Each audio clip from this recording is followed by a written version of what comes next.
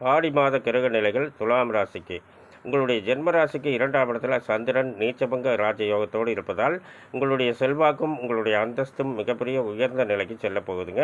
5ஆம் இடத்தில் சனி பகவான் ஆட்சி பெற்று சஞ்சாரம் பண்ணுறது, எத்தனையோ இடம் வாங்குவீங்க, காடு தோட்டங்கள் வாங்குவீங்க. 6ஆம் இடத்துல ராகு பகவான் சஞ்சாரம் பண்ணுறது உங்களுடைய தொழில்ஸ்தானம் சிறப்பான ஒரு முன்னேற்றத்துக்கு செல்ல வேண்டும் என்றால் வெள்ளிக்கிழமை தோறும் துர்க்கை அம்மனுக்கு வழிபாடு செய்வது ரொம்ப சிறப்பான பலன்களை தருங்க. 8ஆம் இடத்துல குரு பகவானும் செவ்வாய் பகவானும் இணைந்து உங்களுடைய செல்வாக்கு ஸ்தானத்தை பார்க்குறாங்க. இப்படி பார்க்கறதுனால உங்களுடைய செல்வாக்கு ரொம்ப உயர்ந்த நிலைக்கு செல்ல போகுதுங்க.